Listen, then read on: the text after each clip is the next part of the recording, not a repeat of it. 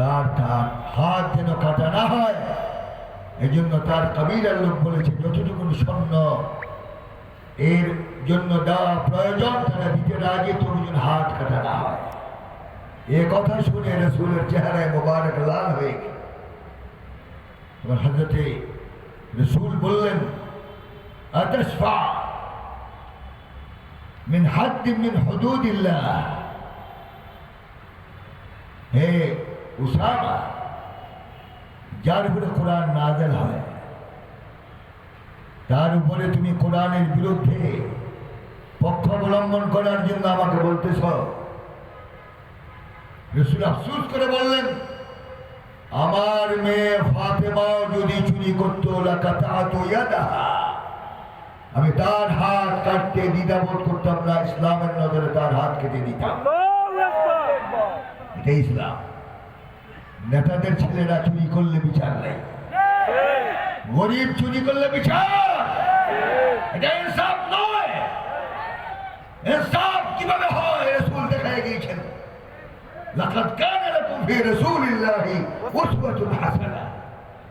উত্তম আদর্শ হলো আমাদের জন্য মুহাম্মদুর রাসূলুল্লাহ সাল্লাল্লাহু আলাইহি ওয়াসাল্লাম। রাসূল কিভাবে ইবাদত করতেন এটা আমাদের জন্য উত্তম আদর্শ, ঠিক কি না? রাসূল সব নামাজ তো পড়তেন, সালাতুত তাহাজ্জুদ বেশি প্রিয় ইবাদত ছিল রাসূল। কিতাবে এসেছে কোন সময় রাসূল 2 রাকাত তাহাজ্জুদের মধ্যে 1 খতম কোরআন শরীফ করতেন। সুবহানাল্লাহ, আওয়াজটা কিন্তু ছোট হবে, সুবহানাল্লাহ। আমার সাথে একটু সুবহানাল্লাহ আওয়াজ দিয়ে বলতে হবে, সুবহানাল্লাহ। আমি কিন্তু মুর্দা মুসলমান দেখতে পারি। আমরা সবাই জিন্দা আছি, জিন্দার মতো আওয়াজ দিবে। কথা প্রায় শেষ, আমি সংক্ষিপ্ত আগেই বলেছি, সংক্ষিপ্ত কিছু কথা বল। তখন কোন কথা বলতেছিলাম? রাসূল পাকের ইবাদত, সালাতুত তাহাজ্জুদ, ওয়া মিনাল লাইলি ফাতাহাজ্জাদ বিহি নাফিলাতান লাক আসা আন ইয়াবআসাকা রাব্বুকা মাকামান মাহমুদা।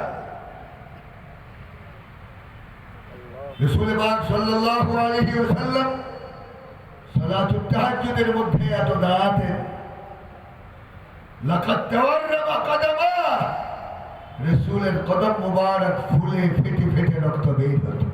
আল্লাহু আকবার।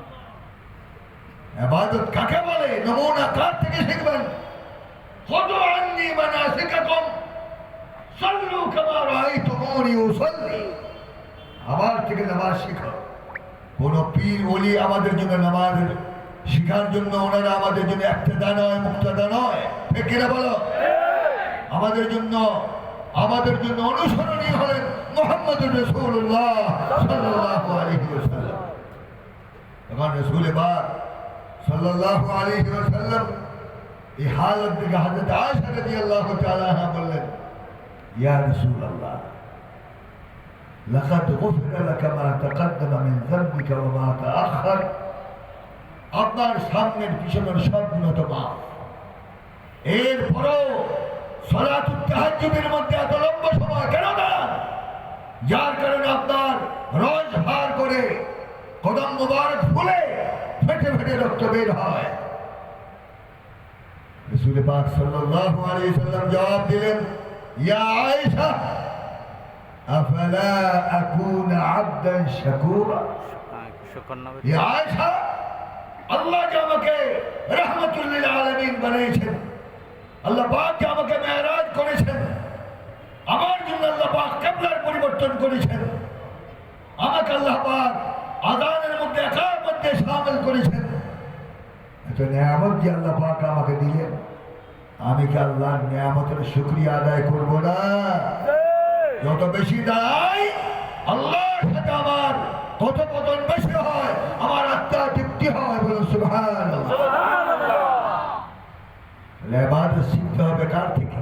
আল্লাহ থেকে, মুহাম্মদুর রাসূলুল্লাহ সাল্লাল্লাহু আলাইহি ওয়াসাল্লাম। আজ যুবকদের, আপনাদের সবাই যুবক, আপনাদের জন্য উত্তম আদর্শ রয়েছে রাসূলের ভিতর, এবং এটা জানিয়ে রাখবেন, কোন বুড়া জান্নাত না?